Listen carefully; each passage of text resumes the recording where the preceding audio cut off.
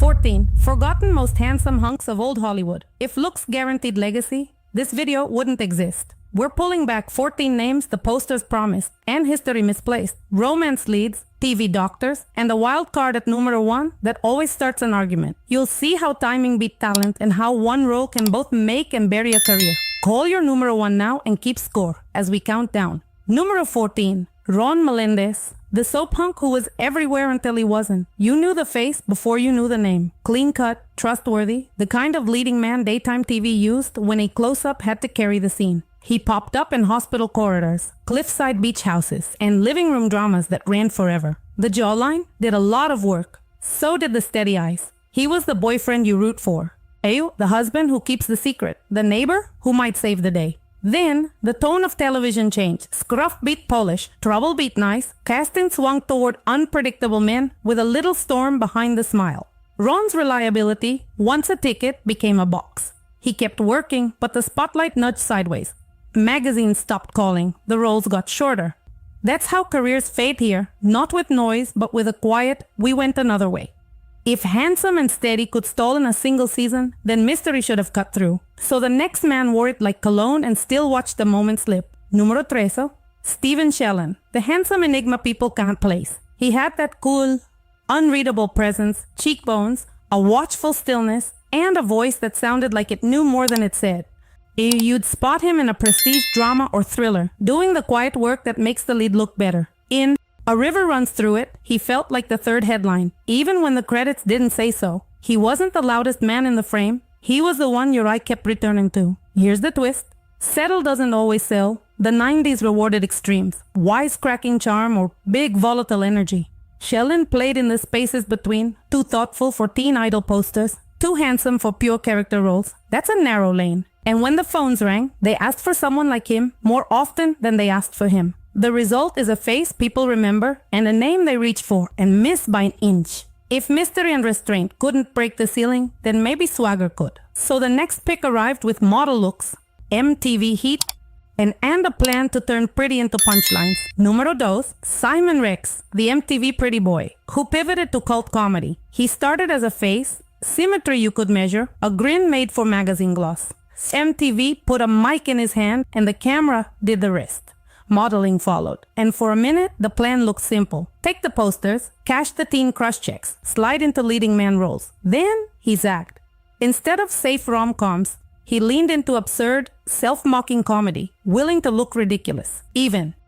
When the bone structure said, play it cool, that reinvention built loyalty, not permanence. Casting loves boxes, and his sat between, too handsome for goofball and too goofy for heartthrob.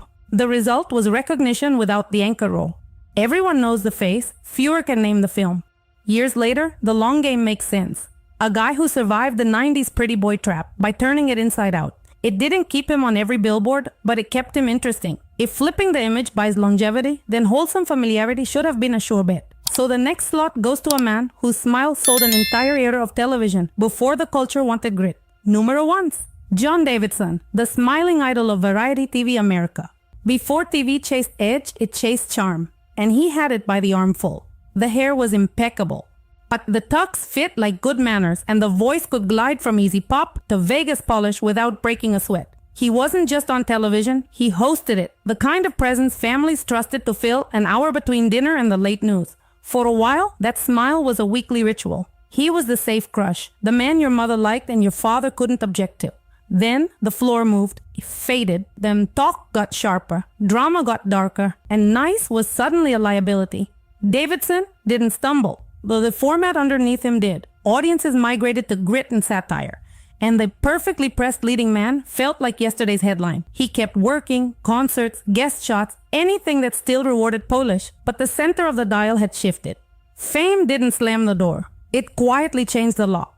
If a perfect smile can lose the room when the room wants edge, then a jawline built for posters should have kept the spotlight if the roles cooperated. Then comes a teen idol face who grew into a tougher grown man career and still watched his marquee fade. Numero 10. Brian Bloom, teen idol jawline, adult career mace. In the late 80s, his face did the heavy lifting. Blue eyes, dark hair that carved from a poster look. He showed up everywhere. Soaps, TV movies, Guest spots where the camera liked him a little too much to be casual. He was the guy casting cold when they needed a younger lead who could plausibly break hearts without saying much. It worked because he looked like the answer to a question every teen magazine asked. Who's next? Then came the slow turn. He had range, but the best parts didn't show it off. He dipped into voice work, writing, tougher supporting roles, smart choices that built to a career, not a shrine. The irony is simple. The more he diversified, the less one image owned him. And the less one image owned him, the easier it was for audiences to lose the thread. He didn't disappear. He spread out. The poster boy became a professional. If spreading out kept him working, then leaning into familiarity should have kept the spotlight hotter. If childhood fame promised adult stardom, then the next name should have cashed that promise without a stumble. Número 9, Matthew Lawrence, the 90s crush who grew up on camera. He arrived on our screens as the kid you trusted. Bright smile, quick timing, and a face that fit after-school TV like a glove. The charm followed him into his teens, where he carried the safe crush label without ever looking bored by it. That's rarer than it sounds. Plenty of young actors get the attention. Fewer make it feel natural. He did. Liked him because audiences did first. Adulthood played a different game. The market wanted edge, and Matthew read sincere. He had the tools, comedic rhythm, earnest delivery, a steadiness that should anchor long-running shows, but casting kept asking yesterday's questions. He wasn't a scandal magnet or a chaos agent. And in the late 90s, that was suddenly a quiet disadvantage. Nostalgia remembered him better than the next round of roles did. If a childhood crush can stall when the culture pivots, then the boy next door, who beat him to prime time, should have held the lane. If sweetness could still sell posters, then the next face proved it by making every living room feel safe on a Friday night. Número 8, Willie Ames, the nice guy teen idol. He didn't have to posture. He walked on screen and moms relaxed. Daughters leaned in and dads shrugged like, he's fine, he is enough. And Charles in Charge put him in America's living room every week. The hair was feathered, the smile was sunny, and the vibe was steady. He was the date you could bring home and not start a fight at the table. That was his superpower. Approachable, handsome. You didn't need a poster to know why he worked. Then the culture got louder. The leading men of the late 80s came with stubble, trouble, and a glare that dared you to look away. Willie's lane, sweet, reliable, weekend TV, went out of style just as the edgier brands took off. He kept finding work, but the roles got smaller and the magazine stopped phoning. That's how a teen idol fades, not with scandal, but with silence. The audience still liked him. The market just wanted noise. If a kind face can lose to swagger, then the next name shows what happens when the most familiar, your boy in school, tries to outrun the character everyone still calls him by. Número 7, Mark Paul Gosselaar, the blonde benchmark. Everyone knows he didn't just play the class heartthrob. He set the template, the hair, the grin, the trust me. I've got a plan, twinkle. Saved by the Bell made him a first-name celebrity. For a while, the character was so big it swallowed the man. That's the hidden cost of a cultural phenomenon. Knows you, but they know the version in a high school hallway. Typecasting isn't a scandal, it's a shadow. He worked NYPD Blue, Franklin and Bash, solid roles with grown man weight. But the public still filed him under Zach, even when the scripts didn't. The irony is clean. Fame stayed loud. The hunk label got quiet. He could anchor a scene, carry banter, sell sincerity. What slipped was the poster fantasy. We kept the memory and lost the marquee. That's not failure, that's gravity. The bigger the early hit, the heavier the orbit it creates. He never left. Our idea of him just stopped moving. If staying famous can still dull the heartthrob shine, then the next slot belongs to a man whose easy charm made him the 80s nice guy lead, even when the roles were busy making people laugh. Número 6, Steve Guttenberg. The 80s lead with low-key hunk energy. He won people over without taking a shirt off. That was the trick. Police Academy, Cocoon, 3 Men and a Baby, warm hits, built on timing, kindness, and that easy grin. He wasn't the muscle of the 80s. He was the man you liked immediately. You the one you trusted to carry the story without turning it into a flex. Plenty of handsome guys looked like posters. He looked like someone you'd invite to the barbecue and then realized halfway through dessert he'd just carried a whole film on charm.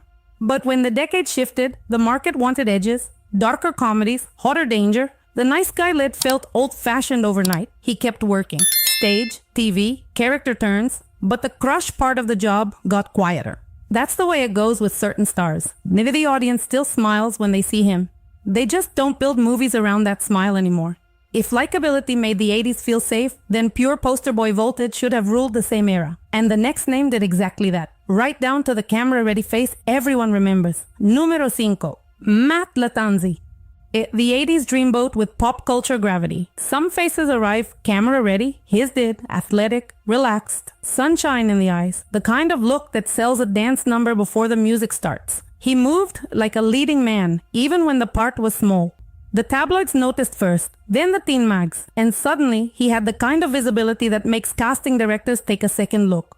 He was glossy, but not hollow. You believed him. That's rare. Then the momentum wobbled. The public story got louder than the filmography, and the roles didn't stack high enough to drown it out. A few projects landed, others drifted. He never stopped looking like the poster. But the industry started asking different questions about heat, about edge, about box office guarantees. Timing matters. When the decade's taste tilts, even the perfect jawline needs a surge of luck. If being the picture isn't enough without the part, then a reliable romantic lead should have held the lane on craft alone. So the next name did exactly that, quietly anchoring rewatchable hits, while the spotlight kept calling someone else. Número 4. Dermot Mulroney, the romantic lead who outlived the trend. He had the face you cast when the movie needs a man women trust, and men don't mind. Strong lines, calm eyes, an easy way of listening that sells the scene without a speech. In the 90s, he became the secret engine of rewatchable hits. The dependable, quietly magnetic presence who made the choice between Mr. Right and Mr. Almost feel honest. He wasn't loud, he was credible. And that's why audiences kept saying, "Oh, I like this guy," even when they couldn't place the name right away. Here's the paradox. Consistency hides its own success. When an actor makes it look easy, the applause moves to the louder performance. He showed up, did the work, gave the film a center, and let everyone else spark around him. Careers, not headlines. Over time, the business tilted toward flash, and the man built for steady heat found himself filed under reliable instead of essential, until you watched an old favorite again and wondered how the whole thing would wobble without him. If steady craft can be mistaken for simplicity, then television should have rewarded the same qualities with weekly loyalty, and it did. Then comes a hospital hunk prototype who turned calm authority into fan mail and made primetime feel safe the second he walked into the room. Número 3. Gregory Harrison, the hospital hunk prototype. He walked on screen and the room settled. Calm voice, clear eyes, shoulders that said the crisis would pass. Trapper John, M. made him the kind of weekly presence people trusted. Letters stacked up. Magazine blurbs called him the thinking woman's crush. He wasn't noisy. He didn't have to be. The confidence was quiet. The kind that makes a scene feel lived in instead of performed. Television can build a star. Box him at the same time. Those doctor coats fit too well. And casting kept sending him back to competence. Sensitive dads, dependable leads, the man who steadies a storyline. It's a compliment until it limits the next step. The 80s loved him.